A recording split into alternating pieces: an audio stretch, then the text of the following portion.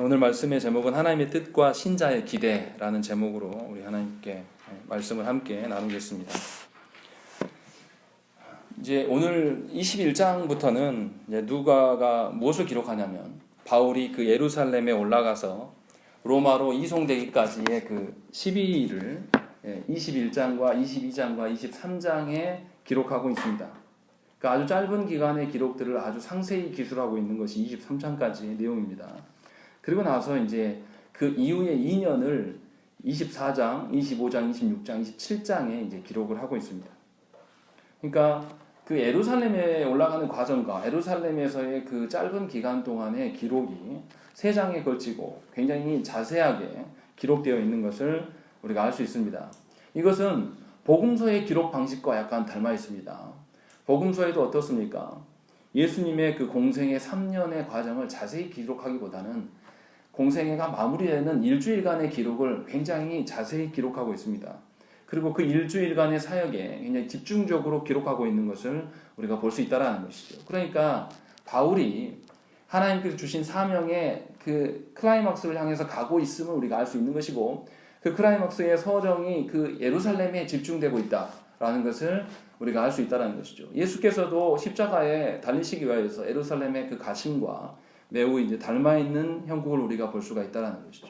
그러니까 오늘 말씀에서 우리가 볼 수 있는 것은 뭐냐면, 하나님이 주신 그 사명, 하나님의 그 뜻과 그 사명을 감당하는 자의 그 태도들, 또 그리고 사명을 감당하는 자를 바라보고 있는 주변인들, 주변 교우들의 태도가 어떠한 것인지 오늘 말씀을 통해서 확실히 볼 수가 있다는 것입니다. 그래서 하나님의 뜻이 어떻게 실현될 것인가에 대한 우리의 바른 입장을 가져야 된다는 것이죠. 하나님의 뜻을 감당하는 자뿐만 아니라 감당하는 자를 두고 있는 그 교우들이 어떠한 태도를 취해야 될 것인가, 이것이 이제 오늘 본문의 말씀입니다. 그래서 예루살렘에 올라가는 오늘 말씀은 이제 도입부라고 해도 됩니다. 그래서 이 예루살렘에 올라가는 과정을 이제 그리고 있는데요. 처음에는 이제 배를 타고 이동하는 것이 나오고, 두로에서 짐을 풀기 위해서 일주일간 상륙한 이야기를 이제 언급을 합니다. 우리 4절 한번 읽어보겠습니다. 읽겠습니다. 시작. 제자들을 찾아 거기서 이래를 머물더니 그 제자들이 성령의 감동으로 바울더러 예루살렘에 들어가지 말라 하더라. 예, 우리가 앞서서 바울이 사명에 대해서 어떻게 바라보고 있었는지를 우리가 언급을 해왔습니다. 바울은 예루살렘을 거쳐서 로마로 가겠노라 라는 것이 하나님의 뜻이다라고 이미 생각을 하고 있었고, 그것을 위하여서 이 예루살렘을 향해 가고 있었음을 우리가 말씀을 통해서 보았습니다. 그런데 오늘 말씀에서 이것을 뒤집는 듯한 발언들이 나타나요. 어떤 거냐면 사들의 언급한 것처럼 제자들이 성령의 감동으로 예루살렘에 들어가지 말라라고 이야기를 하는 것이죠. 이 부분이 이제 어떻게 봐야 될 것인가? 바울은 분명히 자신의 그 사명의 확신함을 앞에서 몇 차례 언급하면서 예루살렘에 올라가서 내가 로마로 가겠노라 라는 것들을 밝혔습니다. 그런데 오늘 말씀에서 보면 이것을 뒤집는 듯한 발언들이 나타나는 것이고, 또 바울이 이동하여서 가이사랴에 도착하니까 가이사랴에서 아가보라고 하는 이 선지자를 만나는데, 이 선지자가 예언하는 내용들이 이것을 또 뒤집습니다. 11절과 12절 말씀이 바로 그것입니다. 우리 한번 읽어보겠습니다. 읽겠습니다. 시작. 이에게 와서 바울의 띠를 가져다가 자기 수족을 잡아매고 말하기를, 성령이 말씀하시되 예루살렘에서 유대인들이 자기같이 이 띠 인자를 결박하여 이방인의 손에 넘겨주리라 하거늘, 우리가 그 말을 듣고 그곳 사람들과 더불어 바울에게 예루살렘으로 올라가지 말라 하니. 예, 분명히 이 아가보 선지자도 이 바울이 예루살렘에 올라가면 고난을 당할 것을 이제 확증해주고 있는 것을 볼 수가 있는 것이죠. 그리고 그 선지자의 예언으로 말미암아서 사람들이 바울이 예루살렘에 올라가는 것을 막습니다. 그런데 이 아가보라는 선지자가 어떤 사람이냐면요, 우리가 지나쳐 왔지만 11장 27절과 28절에서 한 가지 예언을 합니다. 어떤 예언을 하냐면 로마 전역에 기근이 들 것이다 라는 것에 대한 예언을 했던 자입니다. 그리고 실제로 그런 일들이 일어났어요. 그래서 이 이방인 교회들이 한번 헌금을 다해서 예루살렘에 전달한 적이 있고, 그 뒤에도 예루살렘 교회가 연약하기 때문에 오늘 사도행전에서는 언급하지 않지만 고린도전서의 말씀을 보면 이 예루살렘 교회를 위하여서 이 사도 바울이 올라가는 과정들이 교회들에서 연보를 모아서 그들에게 전달하는 것이 나타납니다. 그러니까 이 아가보 선지자의 예언이 적중했고 이 적중한 것들을 사람들이 알고 있다는 것이죠.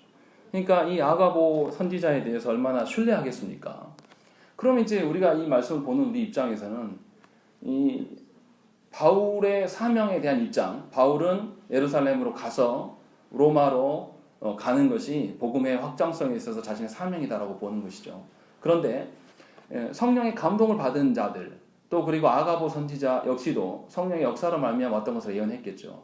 이 두 부류는 바울이 예루살렘에 가면 고난받을 것들에 대해서 이제 이야기를 하면서 이것을 막습니다.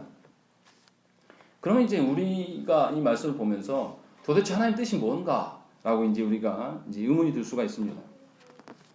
근데 이제 여기서 우리가 구별해야 될 것이 드러나요. 먼저 아가보 선지자의 그 말을 들어보면 11절과 12절이 나뉘어져 있습니다. 11절은 이 바울이 예루살렘에 올라가면 유대인들에게 결박당하고 잡히게 될 것이다 라는 것을 이제 이야기를 하고 있습니다. 그런데 12절에서는 무슨 말을 하고 있냐면 12절은 이 아가보 선지자의 예언의 내용이 아니에요. 아가보 선지자가 예언한 것에 대한 성도들의 반응이에요. 이걸 구별해야 된다는 거죠. 분명히 성령께서 말씀하시는 바는 무엇이냐면 바울이 예루살렘에 가면 유대인들이 붙잡히고 이방인의 손에 넘겨지게 될 것들, 고난을 당할 것들에 대한 언급이 성령의 그 역사이고 그 이후에 나머지는 성령께서 예언케 하심에 대한 반응으로 분명히 구별되고 있음을 우리가 알 수 있는 것이죠. 4절도 다시 살펴보면요.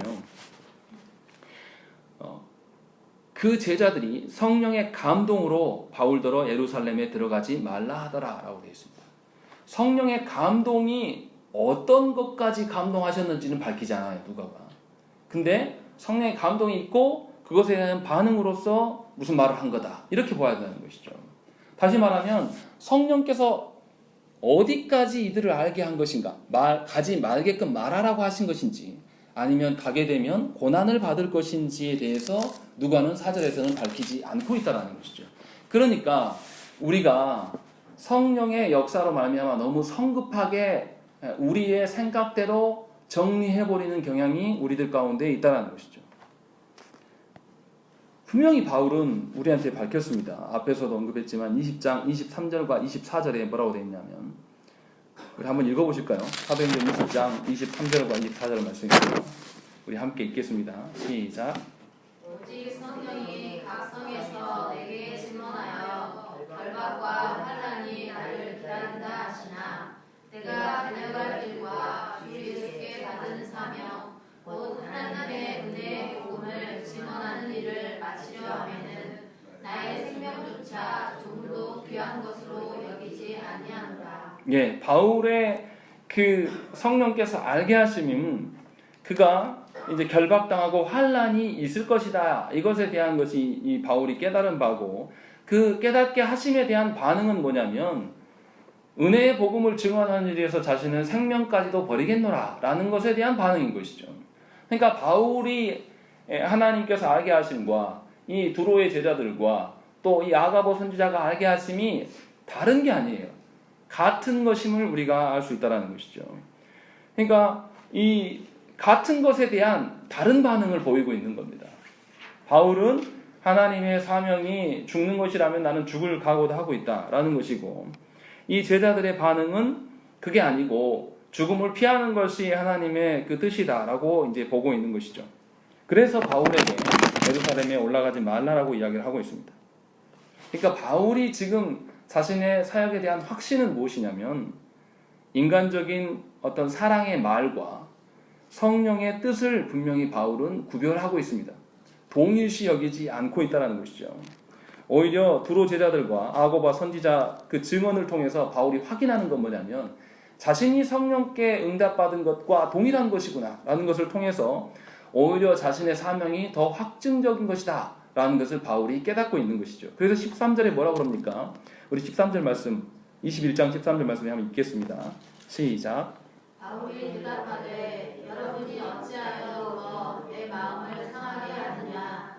나는 주 예수의 이름을 위하여 결박당할 뿐 아니라 예루살렘에서 죽을 것도 각오하였노라 하니. 예, 바울이 20장에서 언급했던 것과 동일한 맥락으로 다시 이것을 이야기를 하고 있는 것을 우리가 볼 수 있다는 것이죠.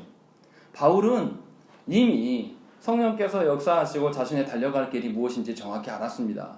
그리고 거기에 앞에서 죽음까지, 자기 생명까지 내어주면서 그리스도께서 순종하셨던 것처럼 본인도 순종하겠노라라는 것을 이미 고백했고, 또 그래서 예배소에 있는 장로들에게 떠나면서 고별 설교할 때 그들에게 환난이 있을 것에 대한 언급들도 분명히 말했습니다. 그러니까 예수 그리스도를 믿는 자들이 당하는 환난은 피할 수가 없는 것이고 필연이다 라는 것을 분명하게 바울은 알려주고 있다는 것이죠. 근데 이 바울의 이렇게 자신의 사명이 확증적인 것을 이제 13절에서 고백을 하자 이 성도들이 어떤 반응을 보입니까? 14절 말씀 우리 한번 읽겠습니다. 시작. 누가 고난을 받지 아니하므로 우리가 주의 뜻대로 이루어지이다 하고 붙였노라. 예, 이 성도들의 반응이 굉장히 인상적입니다. 성도들이 어떻게 하냐면 권했는데 듣지 않자 어떻게 합니까? 주의 뜻대로 되어지기를 고백하고 있습니다. 그리스도인들한테 바로 이와 같은 믿음의 자세가 필요합니다. 자신의 생각과 판단으로 하나님의 뜻을 저울질하려고 하는 그리스도인들이 참 많습니다.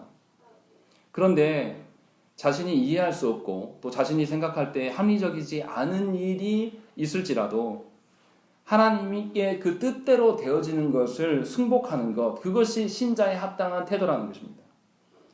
교회 안에서 무엇인가를 결정하게 되면 내 뜻과 부합하지 않은 일들이 상당히 많아요. 그러면 우리들이 어떻게 합니까? 그것에 대해서 저항하고 그것에 버티려고 많이 생각을 한다는 것이죠. 그런데 교회 안에 하나됨의 그 근간은 어디에 있습니까? 삼위 하나님의 뜻 안에 섰을 때에 각자의 그 생각들이 정리되면서 하나로 살아갈 수가 있다는 것입니다. 각자의 생각과 처지를 다 고려하면 할 수 있는 일이 아무것도 없습니다. 그런데 놀랍게도 그리스도인들이 기도에 대해서 어떻게 응합니까? 자기의 소원하는 바를 하나님께 구하고 그 뜻이 하나님의 뜻인지 아닌지 묻지 않고 기도 응답이 안 되면 뭐라고 기도합니까? 응답 될 때까지 기도하라고. 이것은 하나님의 뜻에 대한 적대감이고 대적하는 행동밖에 되지 않는다는 것입니다. 우리가 하나님의 뜻에 대해서 얼마나 합니까? 저와 여러분들이 하나님의 뜻을 얼마나 실현하시려고 사십니까? 내가 받은 그 성령의 역사가 있다 할지라도 그것에 대한 반응은 다양하게 드러날 수가 있는 거예요. 성령께서 고난받게 하심이 하나님의 뜻이라면 우리는 고난 받아야 됩니다. 그런데 우리는 도리어 어떻게 하냐면 고난을 피하기를 원하고 고난을 피하는 것이 하나님의 뜻에 합당한 것이다라고 늘 말해옵니다. 그런데 놀랍게도 바울은 고난받게 하심이 하나님의 사명이라면 나는 고난받고 아니 내가 죽는 데까지 가겠다라고 고백하는 것, 이것이 뭐냐면 자신의 그 뜻을 하나님의 뜻에 승복하고 단념할 수 있는 것들이 이제 드러난다는 것이죠. 하나님의 뜻하신 바에 대해서 우리는 아주 연약하고 아주 무지해서 우리의 주관적인 생각과 분별력으로 다 평가할 수 없습니다. 또 결정해서도 안 됩니다. 하나님 앞에서 이것은 하나님의 뜻대로가 아닌 교만이에요.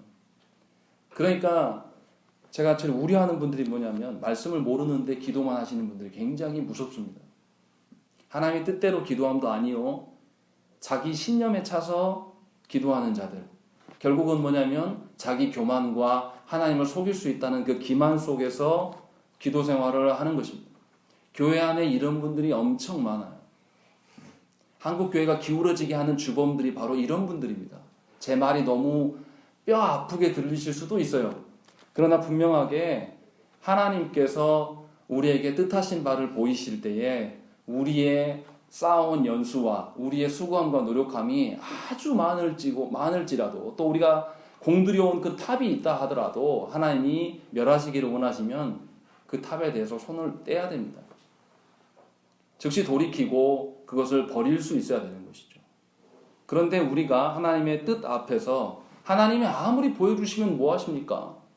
우리의 연약함과 우리의 능력 없음으로 인하여서 그것을 결정하지 않아요. 그것을 결정하게 됐을 때 나에게 일어난 불이익들과 그것을 결정했을 때 나에게 일어난 그 불편함들, 이것들을 먼저 고려하고 그것들을 방비하려고 우리가 하나님의 뜻을 보기를 원한다는 것입니다.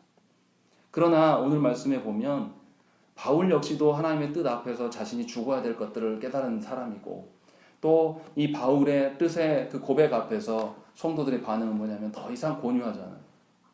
바울은 그들의 선생이고 그들의 존경하는 자예요. 교회의 지도자입니다. 특별히 이 주로의 이방 지역에 있는 교회들에게는 바울은 정말로 기둥 같은 존재예요. 그런데 그런 존재가 죽으러 간다, 나는 죽기까지 하겠다라고 했을 때 그들의 마음이 얼마나 상심이 되겠습니까? 그런데 그들이 더 만류하지 않습니다. 5절에 말씀 나와 있는 것처럼 어떻게 합니까? 그들이 다 그 처자와 함께 성문 밖까지 전송하거늘 우리가 바닷가에서 무릎을 ቁ러 기도하고 서로 작별한 후 우리는 배에 오르고 그들은 집으로 돌아가니라 라고 되어 있습니다.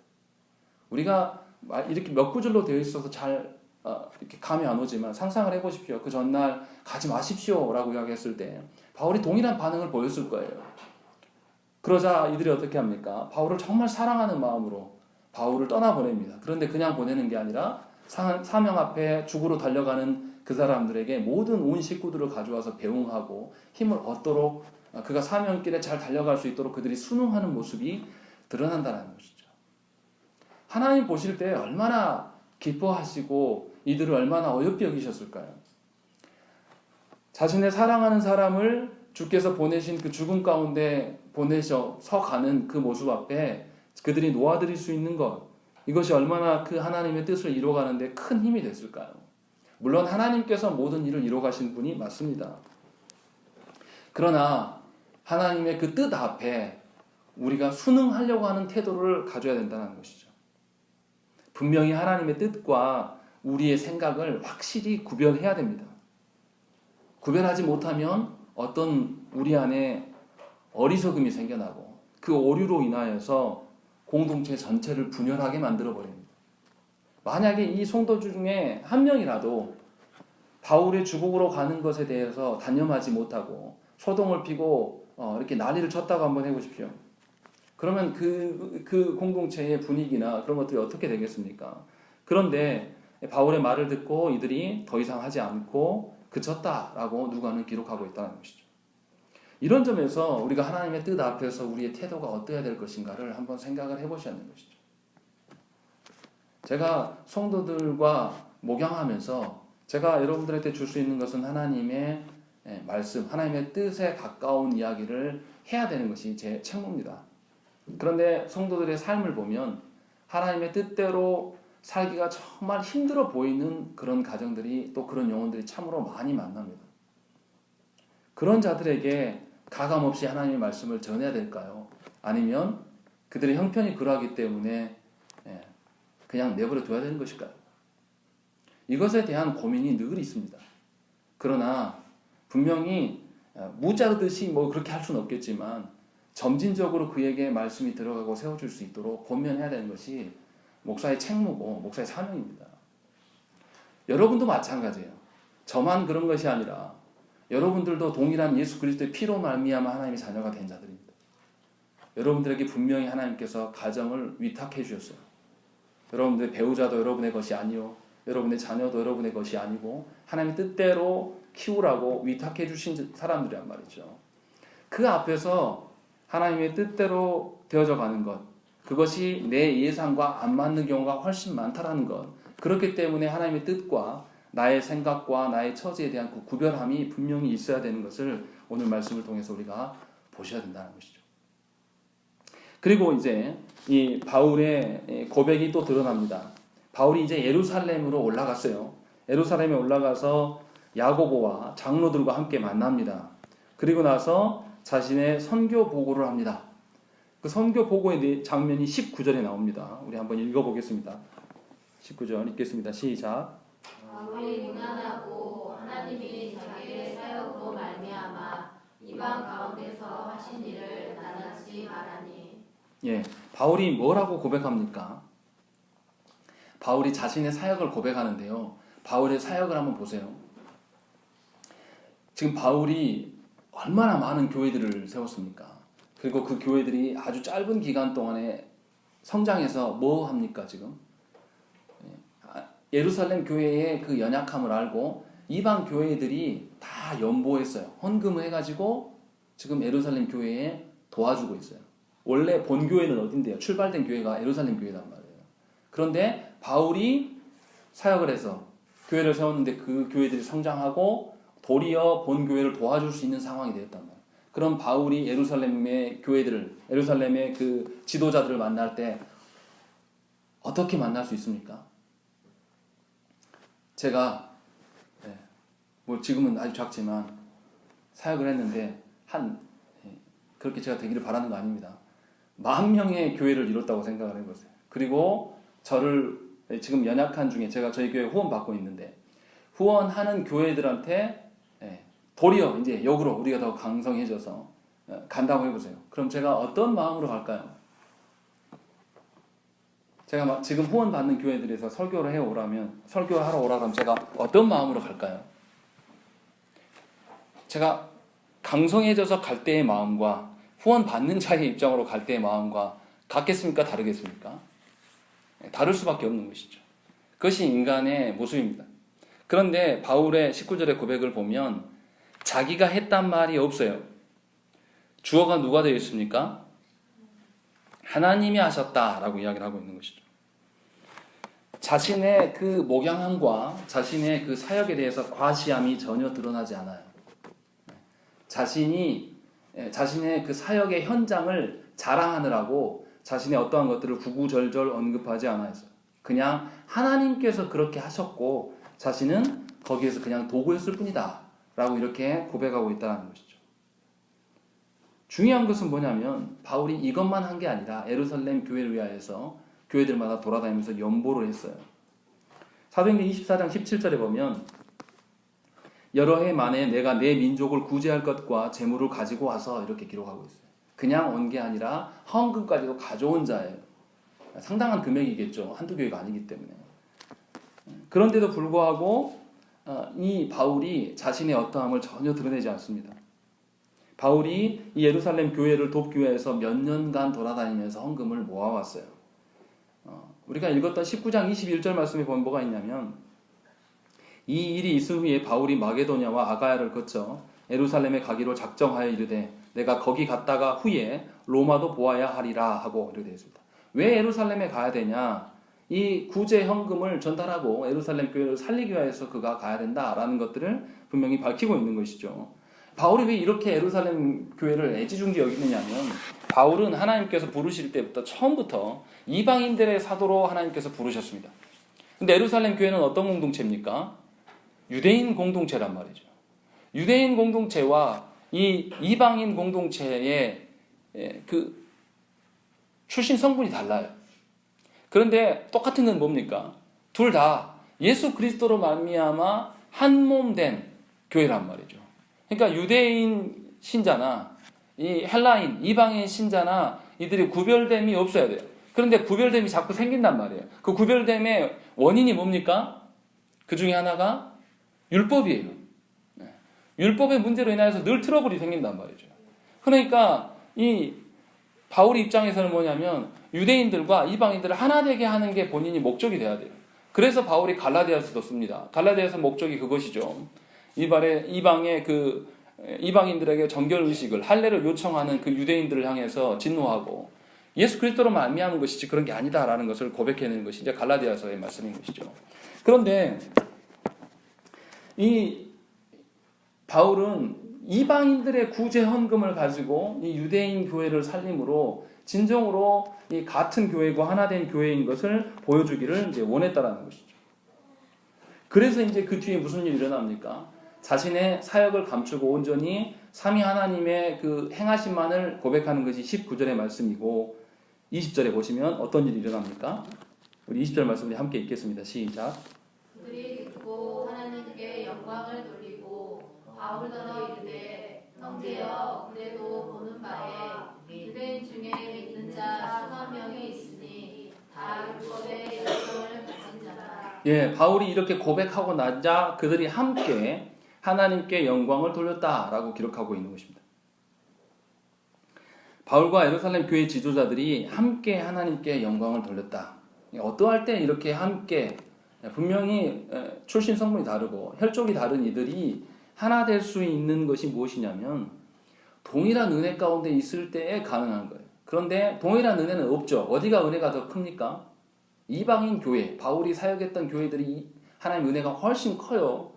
사람 수요나 뭐 물질적인 것이나 오히려 예루살렘 교회는 시작은 먼저 했지만 더 성장이 더디고 또 물질적인 부분에서 굉장히 약한 교회로 이제 드러나고 있는 것을 볼 수 있고 더 큰 문제는 뭐냐면 20절에 있는 것처럼 유대인들 중에 믿는 자가 수만 명이 있어요. 굉장히 많은 거죠. 많이 있는데 이들이 아직도 뭐합니까?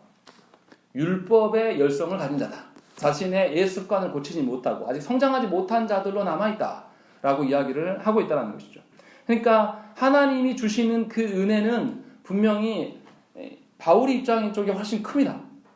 그런데 바울이 동일한 은혜를 누리기 위해서 어떤 방식을 취하냐면 하나님께서 하신 것이다. 자기를 완전히 감추고 온전히 하나님께서 하실 수 있도록 된 것이다 라고 드러내는 것이죠. 그러할 때의 공동체가 은혜되고 복을 누린다는 것입니다. 이게 작은 일일 수 있어요. 교회 안에 이 성도들이 이렇게 교제하는 것을 가만히 들어보면 하나 되기 어려운 교제들을 많이 해요. 우리 교회 안에서 무슨 자랑합니까? 교회 오셔서 자녀 자랑 엄청 해야 됩니다. 어떤 사람이 자녀 자랑합니까? 정말 은혜 가운데 있고 말씀대로 살고 우리 자녀의 손주가 하나님 주신 10계명을 다 암송하고 이런 거 자랑하는 분 제가 거의 못 봤어요. 뭐 자랑합니까? 세상에 우리 자녀는 직장에 연봉이 얼마고 부동산이 뭐 어쩌고 차 뭐 하고 우리 며느리는 뭐고 이런 거 자랑해요. 그 사람을 드러내고 그 사람이 세상의 어떤 가치들이 높아지는 것이 하나님의 은혜인 것처럼 희석시키면서 그런 식으로 이야기를 해요. 그럼 그것을 듣고 있는 다른 사람들이 함께 은혜를 누리며 그 자랑하는 어미가 누리는 동일한 마음을 품습니까? 안 그래요. 그 앞에서는 아이고 잘됐네 하면서 뒤에 돌아서 어떻게 합니까? 시기 질투합니다. 이런 방식으로는 동일한 은혜를 누릴 수가 없어요. 하나님이 주시는 은혜를 함께 공유할 수가 없게 된다는 것이죠. 저와 여러분들이 분명히 알아야 될 것은 하나님이 주시는 은혜만을 드러내야 돼요. 저의 어떠함이 아니라 하나님이 어떻게 하셔서 나는 부족한 자인데 하나님이 하셨음에 대해서 감격하는 것으로만 만족해야 된다는 것이죠. 그러면 어떻습니까? 우리 목사님들 모여도요. 이따 설교 끝나고 또 말씀드리겠지만 큰 교회 목사님이 모임하면 큰 소리 칩니다. 이거 굉장히 잘못된 방식이에요. 하나님의 은혜라는 것은 세상의 가치로 사람이 많아지고 헌금 액수가 많아지는 교회가 하나님의 은혜가 풍성한 교회가 아니에요. 하나님의 은혜라는 것은 그런 방식이 아니라 연약한 중에서도 하나님께서 이루어 가시는 은혜가 분명히 있습니다. 우리가 이것을 공유하고 이거 하나님의 하심에 대한 이야기들을 우리가 해야 돼요. 자신을 철저히 감추고 그렇지 않으면 공동체는 하나님이 말씀하시는 은혜를 누릴 수 없게 됩니다. 그러니까 저와 여러분들이 분명히 이 공동체에 나와서 성도의 교제함에 있어서 하나님이 나에게 어떻게 하심에 또 하나님께서 어떻게 원하심에 대한 교제들을 나누셔야지 이것을 배제하고 하나님이 주신 것이 아닌 세상의 방식과 세상의 가치를 나누고 자랑하려고 이 자리에 서면 여러분들은 공동체를 파괴하는 자로 서게 됩니다. 그리고 하나님은 이것에 대해서 분명히 물으실 거예요. 그냥 간과하는 분이 아니라는 것이죠. 그러니까 목사가 위험한 것은 뭐냐면요. 여러분들 앞에서 늘 가르치는 자로 서야 돼요. 그런데 제가 가르침이 탁월하지도 않고 잘난 것도 없고 그냥 신학교 가면 다 설교할 수 있는 거예요. 그런데 그걸 가지고 영적으로 자기가 더 탁월한 것처럼 이야기한다든지 어떤 자기 자랑으로 인해서 이 자리에 선다라는 건 굉장히 위험한 일이죠. 저도 인간인지라 그럴 때가 있어요. 전도사 때 한참 그랬습니다. 다른 부교육자들보다 내 설교가 더 탁월하기를 바라고 설교를 하고 나면 성도들이 저 뒤에 가서 제가 이제 서서 인사하잖아요. 그럼 성도들이 아이고 은혜 받았습니다 하면서 이렇게 날 반가워주고 날 인정해주기를 구걸할 때가 참으로 많았습니다. 뭐가 드러나는 것이죠? 내 자신의 의와 내 자신의 어떤 탁월성을 드러내는 자로 서게 되는 거예요. 그럴 때마다 느끼는 것은 뭐냐면 이상하죠. 설교하고 내려가는데 마음이 허해요. 이런 일들이 빈번했습니다. 누가 이런 무대에서 내려갈 때 누가 이런 허함을 느낍니까? 연예인들이 그걸 느낀대요. 근데 놀랍게도 설교자가 이것을 느껴요. 굉장히 잘못된 것이죠.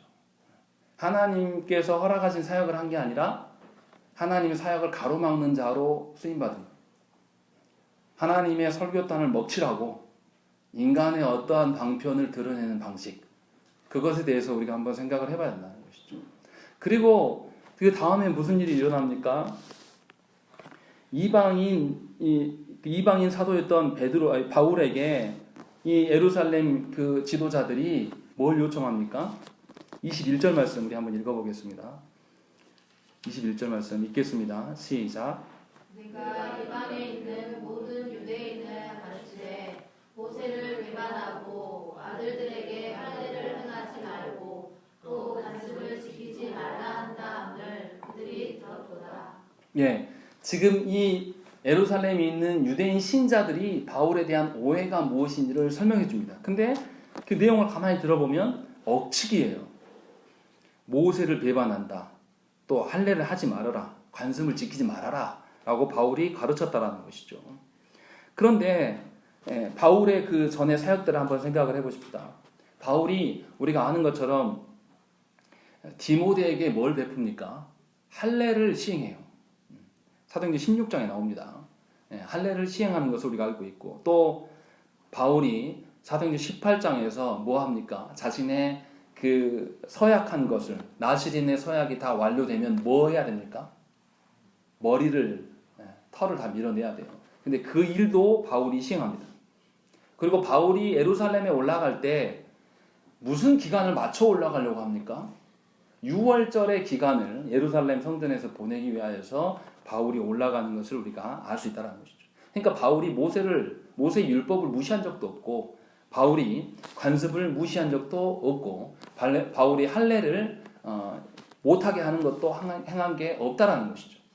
바울이 말하고 싶은 것은 뭐냐면 그 어떤 율법의 행위들로 인하여서 구원받음이 아니라 믿음으로 말미암아 예수 그리스도를 통하여서 구원받음을 늘 강조해야 하고 그것에 대한 혼선이 없도록 가르쳐왔다는 것이죠.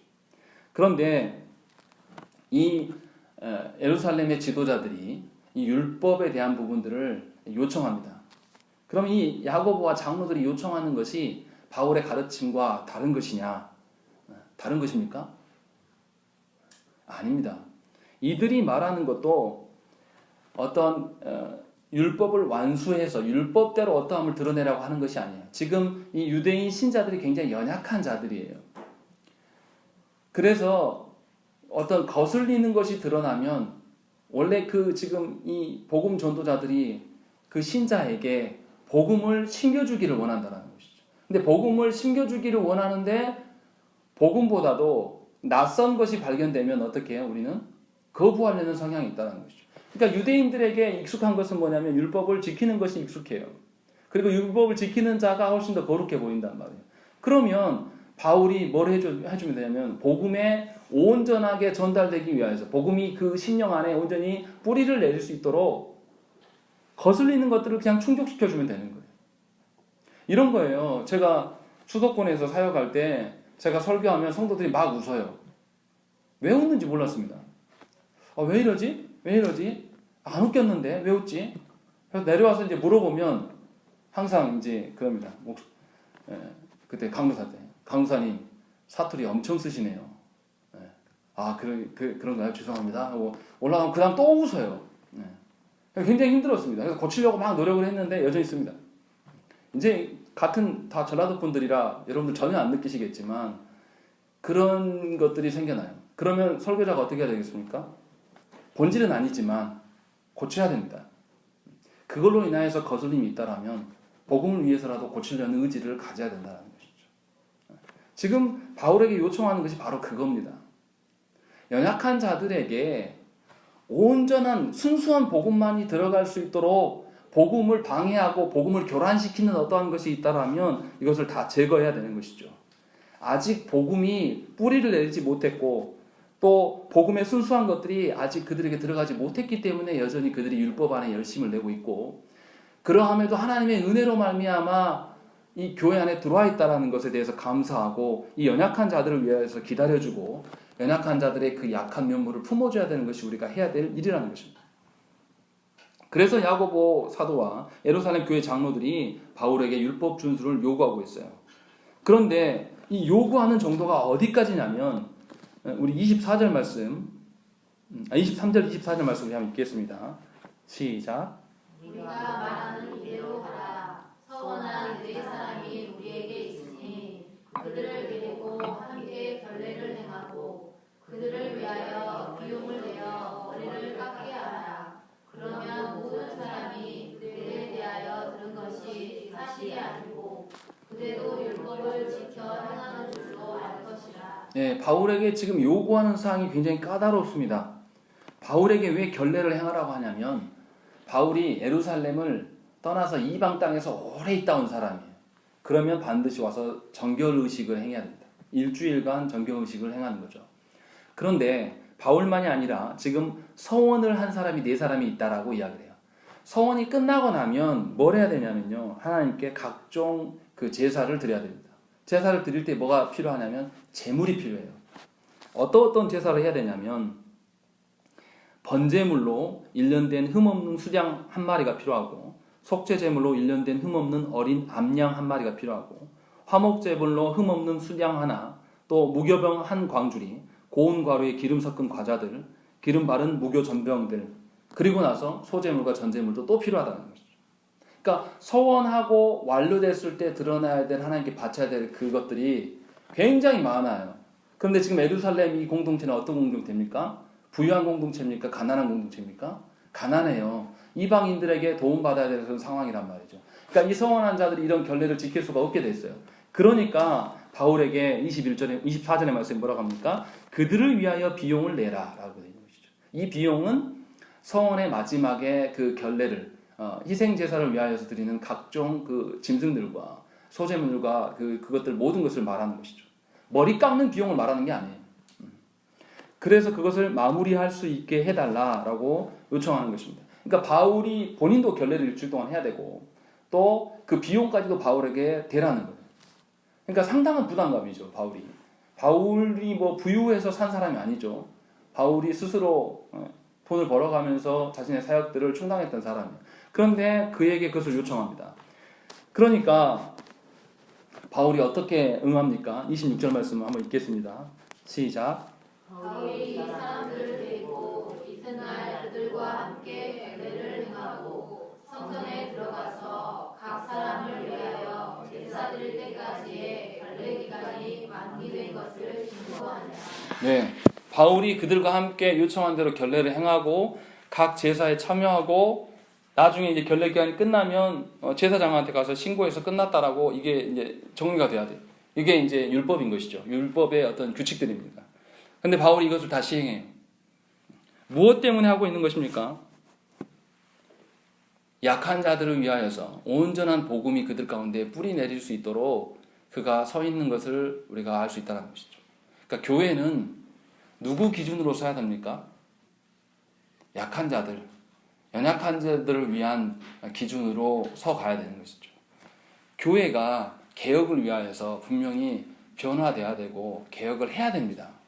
그런데 성도들이 아직 그 개혁에 대해서 이해하지 못하고 아직 동의되지 않았는데 목사 한 사람이 알았다고 해서 막 개혁을 한번 해보십시오. 그러면 개혁이 되겠습니까? 안 되겠습니까? 그 개혁의 일들로 인하여서 교회가 분열되고 찢어집니다. 그런 점에서 우리가 조심해야 돼요. 그렇다고 개혁을 하지 말자는 뜻이 아닙니다. 개혁하기 위해서 부단히 사랑하고 가르치고 하나님의 선하신 뜻이 무엇인지를 계속 알려야 되는 거예요. 그러니까 하나님의 그 기준을 세워주면 이 엄격한 기준 앞에 우리가 연약해지고 한없이 작아 보인단 말이에요. 이 사람들 향해서 또 어떻게 해야 됩니까? 싸매주고 감싸주고 기다려주는, 이게 두 가지가 다 함께 있어야 되는 것이죠. 바울이 지금 그렇게 행하고 있는 거죠. 그런데 안타깝게도 어떤 일이 일어납니까? 27절 말씀을 한번 읽어보겠습니다. 27절 읽겠습니다. 시작. 그 이래가 거의 참에 아시아로부터 온 유대인들이 성전에서 바울을 보고 모든 무리를 충동하여 그를 붙들고 예, 바울이 이레의 그 절기를 다 아직 못 지키고 지켜가고 있는데 바울이 이렇게까지 애썼는데 무슨 일이 일어나냐면 아시아에서 온 그 유대인들, 아마 에베소에서 바울을 잡아 죽이려고 했던 사람들로 추정이 돼요. 그 사람들이 와서 보니까 바울이 성전 안에 있어요. 그러니까 바울이 여기서 이 유대인들의 본거지인 예루살렘 성전에 와 있어? 너 죽으려고 한정했구나 라고 생각하면서 그들을 잡아서 소동을 일으킵니다. 그리고 막 두들겨 패요. 그것이 이제 나머지의 이야기들입니다. 그러니까 뭐냐면 우리가 생각하기로는 바울이 이렇게 헌신하고 이들을 향해서 율례를 행하고 했으면 예루살렘 교회의 유대인 신자가 몇 명이라고 그랬죠? 수만 명이라고 그랬어요. 그럼 그 사람들이 바울의 모습을 보고 감동하고 바울이 잡혀가는 데서 막아줄 수 있지 않았을까요? 그런데 막아줬다는 기록이 없어요. 바울이 두들겨 맞습니다. 두들겨 맞고 누가 막았습니까? 로마의 군인들이 와서 소동을 제어하는 거예요.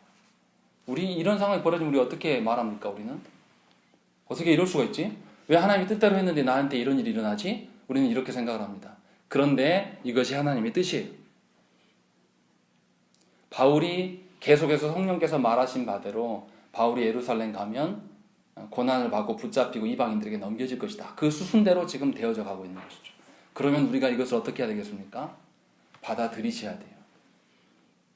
무슨 말씀이냐면 하나님의 뜻대로 한다고 해서 우리 생각처럼 언제나 복이 있고 평안이 있는 것이 아닙니다. 하나님의 뜻이 우리가 멸망해지는 것이라면 멸망당해야 됩니다. 이사야 선지자, 에레미야 선지자, 에스겔 선지자가 뭐 했습니까? 이스라엘의 멸망을 선포했던 자들이에요. 그들의 마음이 얼마나 아프겠습니까? 에레미야 선지자는 너무나 힘드니까 하나님께 항의도 했어요. 나 이제 그만 말씀 전하랍니다. 이스라엘의 멸망을 계속 선언하니까 이스라엘 왕들이 어떻게 해요? 잡아가 두들겨 펴고 감옥에다 감아놓고 막 이게 한두 번이 아니라는 거죠. 그러니까 너무 고통스러워서 안 해요. 근데 그 하나님의 뜻을 선포하지 않으니까 어떻게 합니까? 자기 마음이 불타는 것 같다. 견딜 수가 없다 하면서 다시 하나님께 나와서 회개하고 다시 말씀을 전합니다. 이것이 하나님의 말씀을 전하는 자의 태도여야 됩니다. 우리의 뜻과 우리의 생각에서는 하나님의 뜻이 실현되면 우리에게도 기쁨이 되고 만족이 될 것이라고 우리가 엄청난 착각을 합니다. 거기에서 일어난 문제는 뭐냐면 우리 안에 작은 욕망들이 생겨나요. 우리 교회도 좀 커졌으면 좋겠다. 우리 교회도 이랬으면 좋겠다라는 그런 작은 그 욕망들이 생겨나요. 하나님의 뜻과 나의 판단에 갭이 생기는데 그 갭 틈 사이에 작은 욕망들이 새겨나요. 그리고 이것이 채워지지 않으면 이것이 불처럼 커집니다. 혼자만 죽으면 괜찮아요. 혼자만 시험 들면. 근데 그런 것들로 인해서 전 교인이, 전 공동체가 병들어가는 거죠. 그러니까 하나님의 뜻에 대한 우리의 태도가 너무나 중요한 것이죠. 목양하는 자의 입장에서는 이것을 막아내려고 애쓸 수밖에 없는 것이죠. 물론 제 능력으로 하는 게 아니라 하나님께서 막아주시기를 요청할 수밖에 없는 것이죠. 그렇기 때문에 교회 안에 교회의 하나됨과 교회의 성장함은 어떤 인간적인 관계나 어떤 인간적인 판단과 어떤 것으로 행한다라고 말하면 안 됩니다. 언제나 교회의 태동과 교회가 자라감과 교회가 걸어가는 모든 일들은 전부 다 하나님께서 하신다라는 그런 의식이 저와 여러분들 안에 다 있어야 된다는 것이죠. 때로는 목사의 판단이 틀릴 수도 많아요. 목사도 사람입니다. 또 나중에 우리 교회도 세워지겠지만 장로님들과 교회 안에 직분자들이 세워진다고 해도 그 판단이 다 맞지 않아요. 그렇기 때문에 우리가 서로를 권면하고 서로를 살펴야 되는 것이죠. 그들의 영혼이 어떠한 것인가. 그리고 그들이 시험 중에 있고 약함 중에 있으면 아무리 목사 할아버지라고 해도 시험 중에 있으면 기다려줘야 됩니다. 근데 한국 교회를 보고 있으면 그런 게 없어요. 목사를 바라보는 성도들이 목사를 바라보는 시각은 어떠냐면 그냥 목사는 당연히 이 정도 수준이어야 돼요. 그래 놓고 생각합니다. 그리고 성도들 자기들은 그냥 수준 낮아도 괜찮다 이렇게 생각하는 경향. 또 목사도 마찬가지죠. 모두 다 동등하게 봐야 되는데 자신은 뭔가 특별하다 생각하고, 또 장로는 좀 더 특별할 거라고 생각하고, 또 일반 성도는 안 그럴 것이다라고 생각하는 이런 우리들의 편협된 생각들, 그걸로 인하여서 서로가 오해가 생기고 분란이 생긴다는 것이죠. 그러나 우리가 그 영혼에 돌이킴을 놓고 우리가 항상 늘 생각을 해야 돼요. 교리를 많이 하고 말씀을 많이 한다고 해서 돌이키는 게 아닙니다. 하나님의 말씀을 조금 알아도 그 말씀 앞에 순응하고 하나님의 뜻대로 몸부리는 침을 하는 그런 자, 그 하나님의 은혜를 주신 자가 하나님께 돌이킬 수가 있는 거예요. 그래서 우리가 서로를 향해서 하나님의 은혜를 구해야 되는 것입니다. 돌이키지 않는 자에게 왜 쟤는 돌이키지 않을까라고 고민하는 게 아니라, 돌이키지 않는 자에게 기다려주면서 그가 아직 깨닫지 못할지라도 왜 못 깨닫냐 호통치는 것이 아니라 기다려주면서 하나님께 맡길 수가 있어야 되는 것이죠. 그런 여유가 저와 여러분들에게 있어야 되는 것입니다. 그러한 여유가 어디서 나옵니까? 하나님이 하나님 되심을 드러낼 때 온전히 드러난다는 것이죠.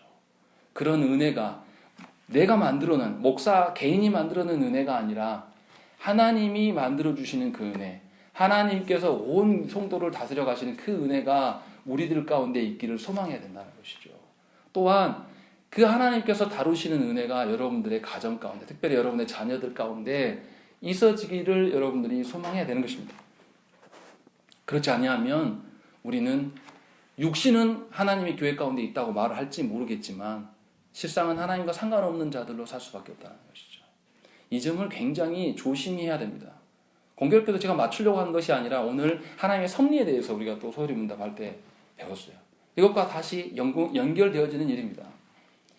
하나님의 뜻 앞에서 정말 하나님의 기뻐하심이 무엇인지를 위하여서 우리가 항상 고민하고 거기 앞에 순종함이 어려움이 있다면 그 일을 놓고 하나님께 구해야 됩니다. 우리가 순종하는 것이 아니라 성령께서 순종하시도록 도우심을 잊지 마시고 언제나 하나님께 묻고 하나님께 의존하는 저와 여러분 되시기를 간절히 축원합니다. 우리 함께 기도하겠습니다.